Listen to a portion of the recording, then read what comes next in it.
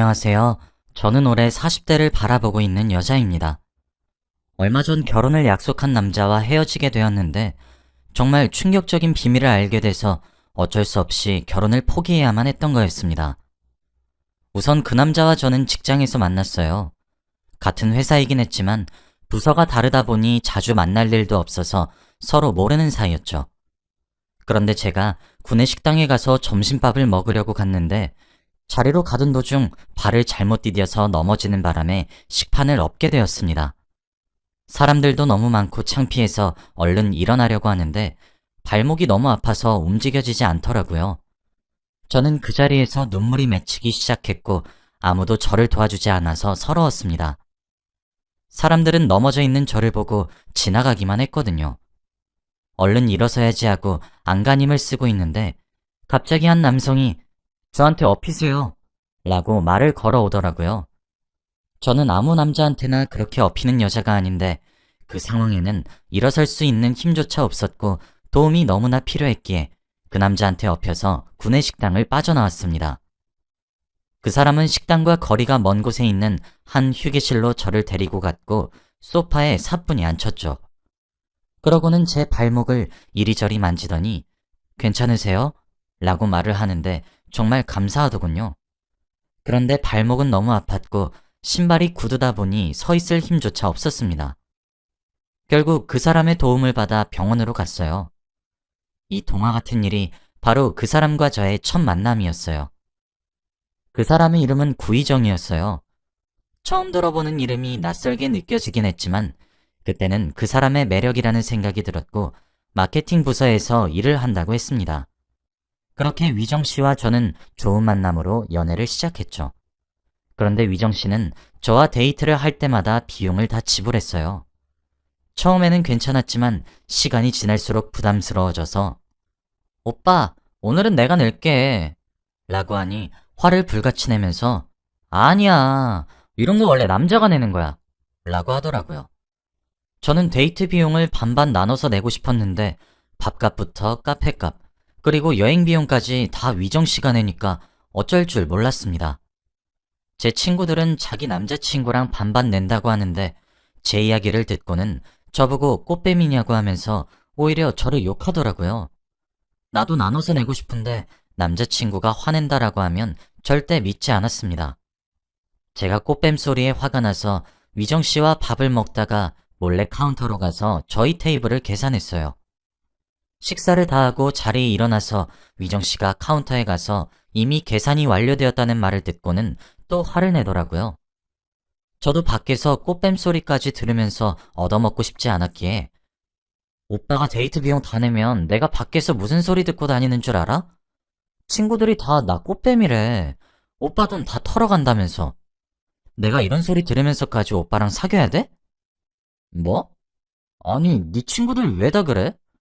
내가 살던 곳에서는 남자가 데이트 비용 다 지불해. 그리고 어렸을 때부터 부모님이 날 그렇게 가르치셨고 주위 친구들한테 휘둘리지 마. 아니, 부모님이 그렇게 가르치셨다고? 응, 어렸을 때부터. 도대체 어느 동네에서 살았길래 그런 교육을 받았는지 정말 알다가도 모르겠더라고요. 위정 씨의 말을 듣고 부모님의 가치관이 그러신가 보다 하고 넘어갔죠. 그리고 저희 집으로 향했습니다. 오랜만에 저희 집에서 맛있는 음식도 해먹고 영화도 보려고 했어요. 위정 씨는 또래와는 다르게 굉장히 가정적이고 살림을 잘해요. 저희 집에 와서도 매일 앉아 있으라면서 자기가 다 하겠다고 합니다. 그러고는 중국 드라마를 자막 없이 보더라고요. 저는 중국어를 하나도 모르고 재미없어서 혼자서 휴대폰을 보고 있었습니다. 그때까지는 위정 씨가 마케팅 부서에서 일하니까 업무상 중국어를 미리 배운 줄 알았죠. 드라마를 다 보고 저희는 커피를 마시면서 도란도란 이야기를 나누는데 갑자기 위정 씨가 나 5년 만에 고향 좀 갔다 오려고 라고 하더라고요. 도대체 집이 어디길래 그렇게 오랫동안 안 갔어? 라고 물으니 대답이 충격적이었습니다. 장수성이라고 알아? 장수성이라니 한국에 그런 곳이 있었나 혼자서 생각해 보았죠. 장수성? 처음 들어보는 곳이라 인터넷에 검색해보니 중국이더라고요. 장수성 중국인데? 응, 나 중국인이잖아. 순간 머리가 하얘졌고 연애하는 1년 동안 당연히 한국인이라고 생각했던 남자친구가 알고 보니 중국인이라고 합니다. 그동안 데이트 비용을 다 내고 자기가 살던 곳에서는 그렇게 한다는 것이 바로 중국의 문화 중 하나였습니다. 중국어로 된 드라마를 자막 없이 보고 저와 첫 만남 때부터 친절했던 그것이 바로 중국 남자의 특징이었던 것이죠. 중국 이름은 추웨이팅인데 이것을 한국식으로 바꾸면 구이정이라고 합니다. 한국 온 지 11년째라고 했죠. 저는 당연히 만나온 기간 동안 한국어도 너무 잘하고 중국이라는 것을 눈치챌 낌새를 전혀 발견하지 못했기에 알 수가 없었어요. 그런데 위정 씨의 반응은 더 충격적이었습니다. 몰랐어? 위정 씨는 당연히 제가 알고 있는 줄 알았대요. 그리고 고향집에 결혼할 여자를 데려가겠다고 말을 해놨다고 합니다. 솔직히 위정 씨가 중국인인 사실을 알게 되니까 결혼이 조금 고민이 되었어요. 당연히 한국인 남편을 만나서 한국 아이를 낳으면서 살고 싶었는데 중국 남자와 결혼을 하게 되면 아이의 국적은 어디로 해야 할지부터 해서 오만 가지 생각이 다 들더라고요. 온갖 생각을 하면서 멍 때리고 있는데 그때 위정 씨가 제 손을 잡더니 내가 잘할 수 있어. 우리 지금까지 잘해왔잖아. 난 너 사랑해. 라면서 믿음을 주었죠. 그때 저는 위정 씨가 여전히 좋았고 저에게 듬직한 남자였기에 위정 씨의 고향에 같이 방문하기로 했습니다. 저는 한 번 더 그 사람이 좋아진 계기가 된 것 같아 머리를 쓰담쓰담 하려고 하는데 갑자기 위정 씨가 화를 내면서 머리를 피하더라고요. 머리 만지면 안 돼! 저한테 단 한 번도 진심으로 정색을 한 적이 없던 위정 씨가 그렇게 화를 내니까 왠지 화가 나더라고요. 여자친구가 남자친구 머리도 못 만져? 내 손길이 싫어? 미안, 내가 머리카락 만지는 걸 싫어해서. 위정 씨는 다른 건 다 괜찮지만 머리를 만지는 건 정말 정말 싫어했어요. 어느 정도였냐면 머리를 만질 거면 차라리 때려 라고 할 정도였거든요. 그 정도로 싫어하는 이유를 알지 못했지만 그래도 이해하려고 했답니다. 며칠 뒤 떨리는 마음으로 같이 중국에 도착했고 공항에서 나오니 리무진이 있더라고요. 혼자 속으로 와 멋있다 하고 있는데 위정 씨가 제 손을 잡더니 그 리무진으로 끌고 갔습니다. 그리고는 문을 열어주었고 타! 라고 하더라고요. 저는 중국의 방문을 환영해준다고 이렇게 이벤트로 준비했나 보다 싶어서 리무진을 타고 위정 씨의 집으로 갔어요. 리무진이 멈추고 차에서 내렸는데 저는 입이 떡 벌어지고 말았습니다. 집이 무슨 성 같았거든요. 역시 대륙이라서 그런지 한국의 부자와는 차원이 달랐고 마당이 무슨 놀이공원 크기였죠. 집도 한두 채만 있는 것이 아니었습니다. 건물 곳곳에는 금장식이 널브러져 있었고 일하는 직원들도 아주 많았죠. 처음에는 호텔인 줄 알았지만 알고 보니 위정 씨의 집이었습니다. 위정 씨는 중국에서 유명한 부자였던 것이죠. 직원이 이끄는 곳으로 가서 위정 씨의 부모님을 뵀는데 두 분 다 젊으시고 예쁘고 잘생기셨더라고요. 그리고 제가 한국말밖에 할 줄 모르니 통역사도 배치해 주셨습니다. 같이 식사를 하고 중국 문화를 조금씩 배워가면서 거기서 며칠을 묵었네요. 수저와 접시가 다 순금이었고 집도 너무 컸습니다. 그러면서 어머니께서 우리 아들이랑 결혼할 건가요? 라고 물어보더라고요. 네, 하고 싶습니다. 라고 하니 우리 집이랑 너무 잘 어울려요. 우리 가족이 된 걸 환영합니다. 라고 하셨죠. 위정 씨는 중국에서 결혼은 가족과 가족이 만나서 정말 하나의 가족이 되는 것이라고 했는데 그때 금들을 보니까 저도 모르게 욕심이 생겼는지 이 집의 구성원이 되고 싶더라고요. 직원들이 다 있으니 시댁살이도 없을 거고 평생 돈 걱정 없이 살 수 있을 것 같아 얼른 결혼을 하고 싶었죠. 다행히도 위정 씨 부모님도 저를 마음에 들어 하시는 눈치라 결혼 이야기도 자주 오고 갔어요. 제가 며칠을 묵으면서 중국어도 열심히 배워서 짧은 말이라도 하니 되게 좋아하시더군요. 귀엽다, 사랑스럽다, 많은 애정 표현을 해주니까 한국에 가기 싫을 정도였죠. 처음에는 위정 씨가 중국인인 사실을 알았을 때에는 외국인에 대한 거부감도 들었고 결혼을 다시 생각해 보려고 했지만 위정 씨 부모님을 만나니 그 생각이 싹 사라졌습니다. 문화가 다르고 말이 전혀 통하지 않지만 이해해주시는 분들이었거든요. 그리고 저희는 결혼을 최대한 빨리 하기로 결정해서 3달 뒤 바로 식을 올리기로 했어요. 저는 어렸을 적 부모님이 일찍 돌아가셔서 부모님도 안 계셨고 친척들도 없었기에 혼자서 일을 진행해도 괜찮았습니다. 그렇게 결혼 날짜를 다 잡고 위정 씨와 평생을 함께할 준비를 했죠. 그렇게 며칠 뒤 위정 씨와 저는 회사 일정 때문에 다시 한국으로 가야 했고 아쉬운 이별을 뒤로 한 채 귀국했습니다. 그리고 위정 씨는 차를 끌고 저희 집으로 데려다 주었죠. 그때 갑자기 저는 위정 씨가 부자인데 왜 저희 회사에서 일을 하는지 궁금하더라고요. 위정 씨는 취미로 하는 거지. 재밌잖아. 라고 하면서 자신이 하는 일이 단순히 취미로 한다고 했어요. 마케팅 부서다 보니 사람들을 많이 만나는데 그 과정이 자기는 즐겁다고 했습니다. 이 사람과 결혼 약속하길 정말 잘했다라는 생각이 들었고 그때 위정 씨의 차는 저희 집에 도착했죠. 이대로 집으로 들어가긴 아쉬워서 차에서 이야기를 더 하고 들어가려고 했습니다. 오빠, 근데 나 아직도 오빠가 중국인인 게 안 믿긴다? 나도 한국에서 11년 살다 보니까 중국이 어색하더라. 그런데 혹시 말이야, 중국인인 거 말고 또 숨기는 건 없어? 내가 나중에 알게 되면 또 시겁할지도 모르잖아. 안 그래도 진지하게 고백할 게 있었어. 응? 뭔데? 나 사실 가발 쓰고 다녀. 그래? 그때까지 저는 부분 가발처럼 특정 부위만 붙여서 사용하는 가발인 줄 알았기에 별로 실감이 나지 않았습니다. 그러면 가발 한번 벗어줘봐. 위정 씨는 놀라지 말라고 했고 저는 조그만하게 있는 건 줄 알았는데 갑자기 예고도 없이 위정 씨는 자신의 머리 위에 얹어져 있던 가발을 훌러덩 벗으면서 해맑게 웃더라고요. 어때?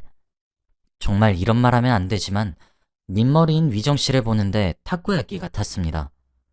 솔직히 위정 씨 얼굴이 그렇게 잘생긴 편이 아니었는데 머리카락까지 없다 보니까 못생겨 보이고 정이 뚝 떨어지더라고요.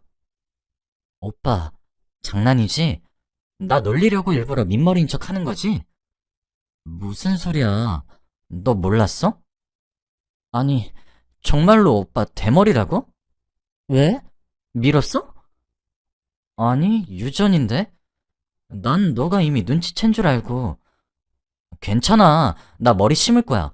병원도 이미 알아놨어. 대머리인 거 왜 숨겼어? 어느 정도 알고 있지 않았어? 내가 자주 머리 빠진다고 했고, 내가 머리카락 만지는 거 싫어한다고 했잖아. 아니, 오빠 매일 가발을 쓰고 있는데 머리숱이 없는 걸 어떻게 알아? 가발은 진짜 뭐냐? 생각도 못했어. 난 네가 어느 정도 알고 입 닫고 이해해줄 줄 알았는데 이렇게까지 화를 내야 돼? 위정 씨는 오히려 적반하장으로 탈모인 자신을 이해 못해주냐고 했습니다. 위정 씨의 민머리를 보니까 미래가 깜깜해졌고 결혼은 정말로 하기 싫어지더라고요. 만약에 아이를 낳으면 탈모도 유전될 텐데 저희 아이가 탈모가 되는 것은 도저히 볼 수 없었습니다. 너무 당황스러웠던 나머지 위정 씨에게 시간을 좀 갖자고 한 뒤 집으로 뛰쳐 올라왔어요. 위정 씨가 중국인이었을 때에는 이 정도로 심각하진 않았는데 대머리인 위정 씨를 보니까 왜 이렇게 화가 나고 결혼이 하기 싫었는지 아무리 집이 부자고 나에게 잘해주어도 대머리라서 심히 고민했습니다. 며칠 동안 연락을 하지 않으니 위정 씨가 대머리인 게 그렇게 큰 고민거리야? 이렇게 시간을 오래 가져야 돼? 너 나 사랑하지 않았구나. 나 돈 보고 만났지? 라고 하며 온갖 말들을 늘어놨고 결국 저는 대머리인 위정 씨까지 사랑할 자신이 없어서 헤어지기로 결심했습니다. 오빠, 난 거짓말하는 사람과 오래 못 만나. 오빠는 거짓말을 했기에 나와 1년을 만난 거라고 생각하겠지만 난 오빠가 거짓말을 해서 1년으로 끝이야. 라고 한 뒤 연락을 끊었어요. 연락을 끊으니까 중국에 계시는 위정 씨의 부모님까지 참견하시면서 저에게 선물들을 가득 보내며 다시 한 번만 더 생각해달라고 하더라고요. 처음에는 먹을 걸 보내시더니 점점 더 커져서 금반지, 금목걸이를 보내시더니 그러다가 차까지 보내셨습니다. 저는 전부 다 받지 않고 다시 다 돌려보냈죠. 그렇게 하니 나중에는 아예 금괴를 보내셨어요. 이럴수록 정이 더 떨어지는 거 있죠? 그리고 회사에 가면 위정 씨는 저를 졸졸 따라다니면서 나 머리 심을게. 어? 제발 한 번만 봐주라. 나 요즘 탈모약도 먹고 있어. 라고 하며 귀찮게 했습니다. 며칠 동안 그렇게 따라다니니 너무 힘들어서 저도 모르게 타코야끼 수준의 대머리에 심는 것도 한계가 있어. 라고 홧김에 말해버렸네요. 그 말에 충격을 받았는지 더 이상 따라다니지 않습니다. 제 인생에서 이 일이 아주 놀랍고 황당한 일이에요. 결혼을 생각하고 만났던 남자친구가 알고 보니 중국인이었고, 더 놀라운 건 중국인의 유명한 부잣집 아들이었을 뿐더러 대머리라뇨. 다 좋지만 대머리는 감당하지 못할 것 같아요. 그리고 저에게 비밀로 하고 결혼 약속을 하고 나서 밝힌다뇨. 저만 결혼 전에 파토낸 나쁜 여자 만드는 셈 치는 거 아닌가요? 그리고 길거리에서 파는 타코야끼만 보면 위정 씨가 생각이 납니다. 지금은 위정 씨가 저희 회사를 그만두었어요. 일은 취미로 했던 사람이니까 그만두는 것도 쉬웠겠죠. 그리고 아마 중국으로 돌아간 것 같아요. 어디서 뭘 하는지 전혀 알지 못하고 연락처도 다 차단을 해버려서 근황을 전혀 알지 못합니다. 그런데 얼마 전 TV 예능 프로그램을 보다가 중국의 부자를 소개하는 장면이 나왔는데 중국에서 뵀던 위정 씨의 아버지가 나오더라고요. 그러면서 인터뷰도 하시고 위정 씨의 집이 소개되는데 그때는 좀 신기했습니다. 친구들한테는 제가 겪었던 이야기들을 전혀 말하지 않았어요. 혹시라도 일이 커져서 부풀려지면 피해가 갈 것 같았거든요. 지금은 회사 일에 빠져서 돈만 열심히 벌자 하면서 살고 있네요. 가끔씩 일이 너무 힘들면 중국에서 탔던 리무진이 그렇게 생각이 납니다. 여러분들도 이성을 만난다면 잘 보고 만나세요. 나이가 이제 40이 다 되어가니까 결혼 생각도 슬금슬금 없어집니다. 제 이야기는 여기까지예요. 들어주셔서 감사합니다.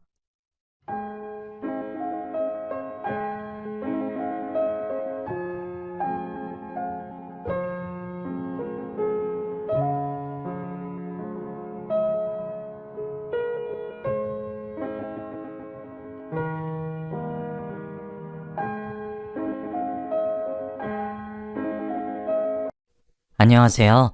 저는 결혼한 지 8년 차인 여자입니다. 저는 정말 충격적인 일을 겪게 되었어요.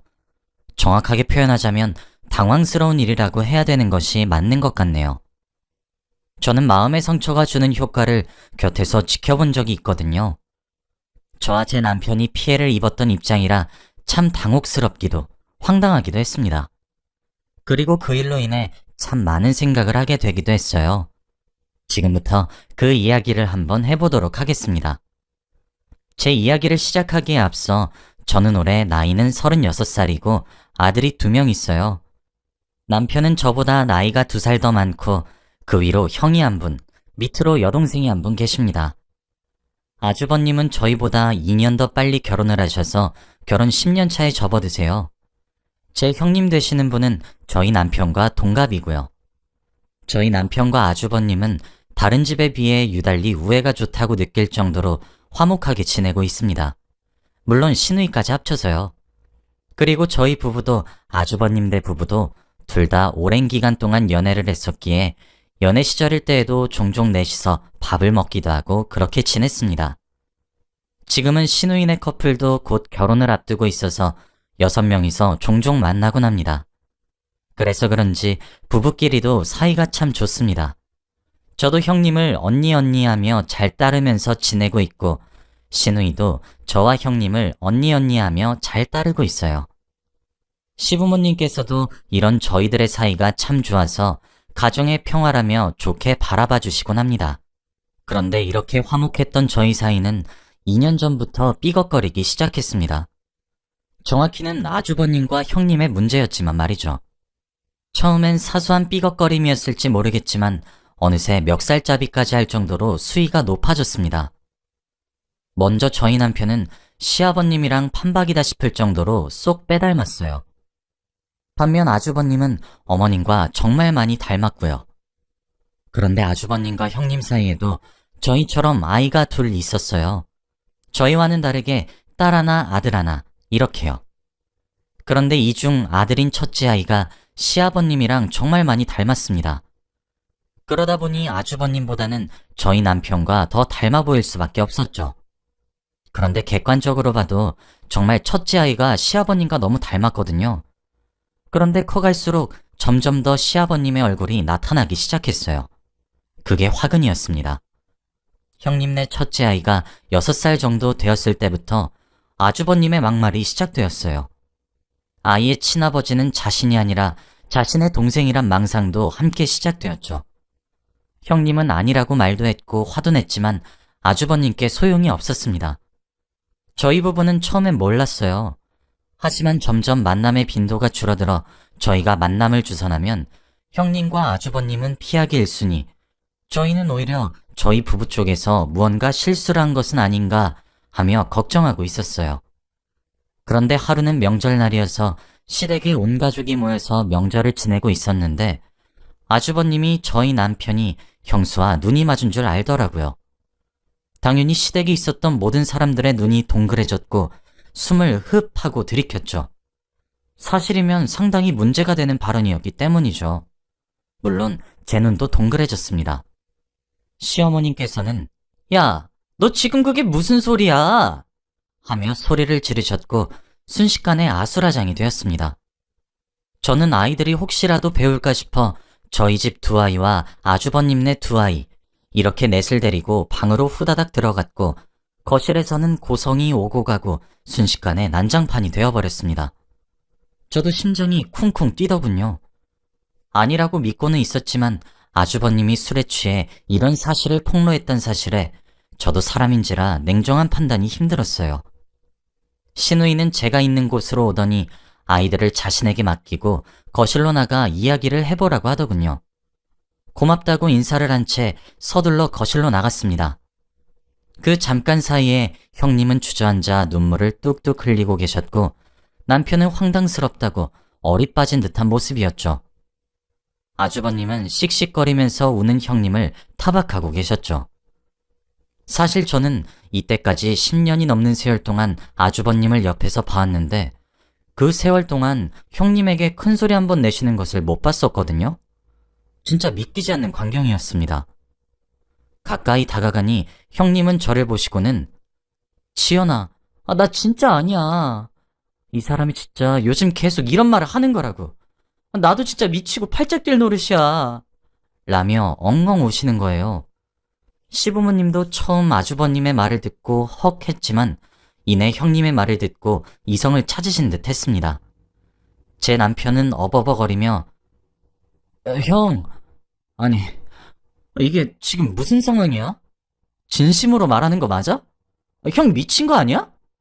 라며 아주버님께 설명을 요구하고 있었어요. 말 그대로 난장판이었습니다. 저는 일단 바닥에 주저앉아 있는 형님께 다가가 언니, 일단 일어나봐, 어? 하며 일으켜 세운 뒤 남편과 시부모님께 제가 언니랑 밖에서 이야기 좀 하고 올게요. 어머님이랑 아버님은 남편이랑 아주버님하고 얘기 좀 해주세요. 하고 시댁을 빠져나왔어요. 그러는 와중에도 아주버님은 술에 취한 채로 형님을 향한 욕을 중얼거리고 있으셨죠. 저는 정말 그런 모습을 처음 본 데다 그 주인공이 바로 아주버님이란 사실이 정말 믿기지가 않더라고요. 형님을 이끌고 시댁 근처 공원에 있는 조용한 카페로 갔습니다. 형님은 그런 적에 손을 잡혀 이끌려오면서도 훌쩍훌쩍 눈물을 흘리셨어요. 저는 정말 날벼락을 맞은 듯한 기분이었습니다. 카페에 도착해 형님을 앉히고 커피를 주문했어요. 형님은 그때까지도 눈물을 멈추지 못하셨어요. 시간이 조금 흐르고 주문한 커피를 조금 마시면서 형님도 안정을 되찾았습니다.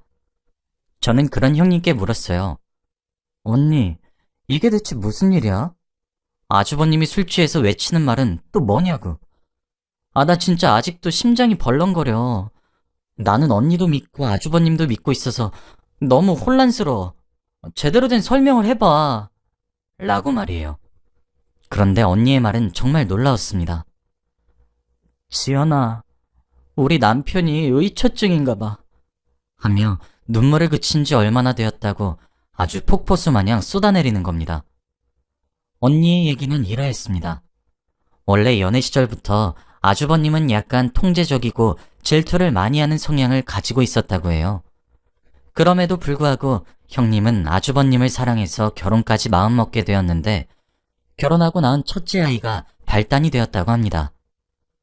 아무래도 아주버님은 시어머님을 닮았고 저희 남편이 시아버님을 닮았는데 자꾸 주위에서도 아주버님과 형님네 아들이 안 닮았다고 얘기를 했나 봐요. 그런 사소한 불만들이 쌓여있던 도중 저희 부부와 함께 아이들까지 데리고 여행을 간 적이 있었는데 저는 그때 뭐를 사러 간다고 자리를 비워서 몰랐지만 그때 옆을 지나가시던 행인분들께서 아주버님네 아들과 제 남편이 똑 닮은 부자지간이라 멀리서 흘끗 봐도 알아보겠다고 얘기를 해주셨나 보더라고요. 그때부터 본격적으로 아주버님의 의처증 현상이 나타나기 시작했다고 합니다. 형님은 외모를 떠나서 발바닥 한가운데 있는 점도 아이의 입술 모양도 딱 봐도 아주버님과 판박이인데 자기와 닮지 않는 곳만 찾는 아주버님이 처음엔 야속했다고 해요. 그런데 점점 의처증의 정도가 너무 심해졌고 급기야 형님이 밖에서 부정을 저지른다고 확신하는 수준까지 이르렀다고 하더라고요. 급기야 어린아이들에게도 너희 엄마, 너희들 작은 아빠랑 바람났다? 라고 얘기를 하고 첫째인 아들에겐 넌 내 자식도 아니니까 저리 가! 라고 소리까지 친다고 하더라고요. 형님은 남편이 하고 있는 오해를 대체 어디서부터 어디까지 풀면 좋은지 모르겠다며 노력했지만 통하지 않는다고 말을 하더라고요. 저는 그런 형님에게 유전자 검사 해봤냐고 그건 그래도 과학기술이니까 믿지 않겠냐고 여쭤보니 형님은 눈물을 또르르 흘리면서 얘기했습니다. 이미 해봤어.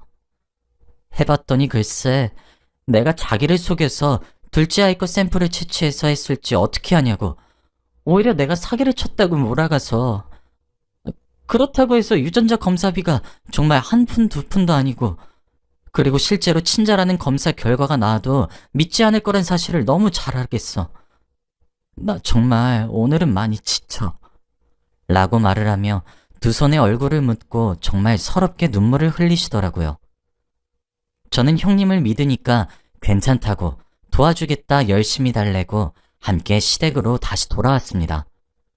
그리고 저도 무엇보다 우리 남편을 믿었기 때문에 형님의 말을 믿은 것도 있습니다. 시댁은 저희가 잠깐 나갔다 온 사이 개판이 되어 있더라고요. 아주버님과 남편은 주먹다짐이라도 한 것인지 서로의 입술이 터져 있었고 시어머니는 쓰러지기 직전인 상태로 보이셨고 시아버지는 그런 시어머니의 옆에서 발만 동동 굴렸어요. 시누이는 방에서 뛰쳐나와 시어머니를 부축 중이셨고 아이넷은 엉엉 울고 있었죠. 그야말로 아비규환 그 자체였습니다. 저는 먼저 뒤로 넘어간 소파를 바르게 세운 뒤 시어머님을 먼저 소파에 앉혔고 시아버님도 함께 앉혔습니다. 그리고 아주버님과 남편도 형님도 차례차례 앉혔죠. 시누이에게는 미안하지만 아이들 좀 잠시 봐달라고 부탁을 하고 말이에요. 그리고 그 자리에서 자초지종을 이야기했습니다. 사실 말을 해야 되는 게 맞는 건지 정말 많이 고민이 되었지만 이게 형님 내에서 끝났어야 할 문제가 이미 저희에게까지 넘어왔다는 것 자체가 커다란 문제로 보였기 때문에 시부모님도 아셔야 된다고 생각을 하게 되었고 그래서 말을 하게 되었어요. 제가 간략하게 카페에서 들었던 일을 말하고 난 뒤 형님이 솔직하게 말을 하더군요. 그런데 형님의 말은 제가 아는 사실보다 훨씬 더 충격적이었습니다. 형님은 전업주부셨는데 요리교실에서 요리를 배우고 계셨어요. 그런데 그 요리를 가르치는 강사님께서 남자분이셨나 보더군요. 그 남자분과도 불륜을 저지르고 있는 것이 분명하다며 형님께 몰아붙였다고 하셨죠. 그리고 심지어 그 자리에서도 아주버님은 형님께 왜 거짓말을 하는 것이냐며 오열을 하면서 소리를 지르셨어요. 이쯤 되니까 정말 아주버님만의 문제인 것이 맞는 것인가 의아스럽기 시작하더라고요. 일단 그날은 시어머님이 뒤로 넘어가려 하셨기에 다음을 기약하고 헤어졌습니다. 남편과 집으로 돌아오는데 제게 그러더군요. 여보, 형이 정말 미친 것 같아. 라고 말이에요. 사실 저도 처음엔 같은 입장이었습니다. 아주버님 본인도 시아버님의 자식이니까 시아버님을 닮을 수도 있는 건데 어떻게 해도 그런 오해를 할 수 있는 건가 머릿속에 진짜 뭐가 든 건가 싶더라고요. 솔직히 경멸스럽기까지 했습니다. 저희 부부는 그날 이후로 아주버님과 형님을 만나 대화로 설득하려고 정말 많이 노력했습니다. 아주버님은 남편을 만나면 죽일 기세였기에 아주버님을 제가 만나기로 했죠. 아주버님께서는 제게 형님의 험담을 하기 시작했습니다. 여기저기 흘리고 다닌다부터 시작해서 지금 자신의 동생이자 네 남편과도 보통 관계가 아니라며 따지고 들었죠. 저는 그렇게 주장만 하는 아주버님이 점차 안타까워지기 시작했어요. 진심으로요. 저와 남편 그리고 시댁은 아주버님께 정신과 치료를 권유했습니다. 이러다간 가정이 깨지니까 가정을 지키고 싶으시면 정신과를 가서 치료를 받자고 했죠. 그랬더니 오히려 아주버님은 자신이 정신병자처럼 보이는 거냐고 우리가 다들 형님께 속고 있다고 하시더라고요. 실제로 형님이 자신이 먹는 음식들에 수면제를 타서 몰래 재운 뒤 제 남편을 만나러 가는 것만 같다고 말을 하면서 말이죠. 그렇게 미친 듯이 소리 지르는 형님은 이때까지 참아왔었던 감정들이 한 번에 쏟아내듯 아주버님께 크게 오열을 했고 그로부터 얼마 뒤 이혼소송장을 보내왔습니다. 그곳에는 지금처럼 아내의 외도를 주장하고 병원 치료를 거부한다면 이혼을 불사르겠다는 내용의 소장이었어요. 저는 그런 아주버님께 말했습니다. 이러다가 언니랑 이혼하실 거예요? 그렇게 가정을 박살내시고 나서야 속이 시원하시겠냐고요. 그렇게 믿기지 않으시면 직접 아이랑 형님 그리고 아주버님 것까지 직접 유전자 검사 의뢰를 하세요. 지금 형님 가슴에 대못을 받고 계시는 거 알고 계시냐고요. 정신 차리란 말이에요. 저희 남편 것도 함께 의뢰하세요. 괜한 형님 잡지 마시고요. 직접 확인도 하시지 못하면서 왜 엄한 형님만 잡고 계시는 거예요? 라고 말이에요. 아주버님은 저와 남편의 끈질긴 설득 끝에 첫째 아이와 본인, 그리고 형님, 또 저희 남편 것까지 해서 함께 유전자 검사를 의뢰를 했고 당연히 결과는 형님과 아주버님의 친자로 밝혀졌습니다. 그런데도 제대로 믿지 못하시는 듯 했어요. 남편과 저는 아주버님께 진지하게 말씀드렸어요. 심리상담과 부부상담을 병행하는 것을 말이에요. 저는 형님도 따로 찾아갔어요. 형님은 짧은 기간 동안 살도 많이 빠진 상태였어요. 정말 페인이 다 드신 것 같더라고요. 형님은 저를 보자마자 눈물을 주르륵 흘리셨죠. 저는 그런 형님을 위로하며 말했어요. 아주버님과 함께 부부 상담을 받아보고 그때도 안 되면 이혼하시는 것이 어떻겠냐고 말이죠. 이미 형님께서도 많은 상처를 받은 걸로 보이니 형님도 심리 상담을 받아보라고요. 요즘 정신과는 옛날 같은 곳이 아니라고 정 걱정되면 제가 함께 가준다는 말도 함께 드렸어요. 형님과 아주버님은 저희 부부의 노력 끝에 상담 치료를 받기로 결정했어요. 심리 상담과 부부 상담을 함께 진행했죠. 상담을 하면서 알게 된 내용은 아주버님이 내면에 많은 상처가 있었단 사실과 그와 같은 상처를 입을까 걱정되는 마음이 앞서 자신을 방어하기 위해 상대방을 의심하게 된 거라고 하시더군요. 그리고 아주버님이 형님이 만나시기 이전에 실제로 과거의 연인이 바람을 펴서 아주버님과 헤어졌던 경험도 있었고 그게 한몫했던 거였죠. 아주버님도 점차 상담이 진행되면 진행이 될수록 본인의 심각성을 인지하기 시작했고 형님께 죄책감을 느끼기 시작했습니다. 형님도 그런 아주버님의 내면에 숨겨져 왔던 아픔을 보듬어 주셨고 이해해주기 시작했어요. 게다가 부부 사이의 일이라 저희들이 몰랐었던 부분에서도 문제가 많았더라고요. 두 분의 갈등 상황이라던가 뭐 그런 것들에서 말이에요. 그간 억눌러 왔던 감정들이 튀어나오면서 복합적으로 나타났는데 그게 아주버님은 의처증으로 나타난 거였죠. 사실 아주버님과 형님의 상담 치료를 함께 도와주면서 저희 부부도 참 많은 것을 배웠습니다. 신체적으로 받은 상처는 시간이 지나면 낫지만 정신적으로 받은 상처는 어쩌면 눈에 보이지 않아 더 곪을 수 있다는 사실을 말이죠. 그 이후 저희 남편에게도 아주버님은 진심으로 사과를 했고 두 분은 갈라섬을 선택하기보다는 다시 한 번 더 함께 노력하는 방법을 선택했어요. 시댁에서도 형님께 고마움과 미안함을 느꼈고 아주버님도 많이 뉘우치기 시작하셨죠. 저는 가까운 곳에서 이 두 분의 사정을 지켜보고 함께하면서 느꼈던 점은 역시 마음에 담아두면 병이 된다는 사실이었습니다. 어쩌면 아주버님이 조금 더 늦게 감정이 터졌거나 형님께서 조금 더 참을성과 인내심, 그리고 아주버님을 사랑하는 마음이 부족했다면 두 분께서는 분명 이혼했을 거란 생각이 들더군요. 그 오랜 시간을 서로 알았고 연애했고 결혼을 했음에도 불구하고 말입니다. 사람 마음이란 게 참 여리면서도 강인하다는 생각을 들게 하는 경험이었던 것 같아요. 저와 남편도 옆에서 지켜보면서 서로에게 감정이 상하는 일이 있다면 좀 더 긍정적인 대화를 통해 풀어야겠다고 배우기도 했습니다. 현재는 아주버님과 형님은 거의 예전처럼 관계가 많이 회복된 것처럼 보여요. 아주버님도 형님을 배려하고 의심을 하지 않고 믿으려고 많이 노력하고 있고, 형님도 아주버님께 믿음과 사랑을 알려주려고 함께 노력 중이거든요. 물론 저희 부부에게도 고마움과 미안함을 수차례 표시하셨습니다. 아주버님은 특히 제게 마음고생을 많이 시킨 것 같아 정말 많이 미안하다라고 하시더라고요.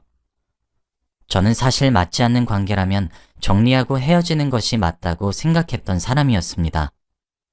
그런데 이번 기회로 형님과 아주버님을 지켜보며 깨닫게 되었어요. 칼같이 끊어내는 정리보다 노력을 해볼 만큼 해보고 그런 결정을 하는 것도 늦지 않다는 생각으로 바뀌게 된 것 같습니다.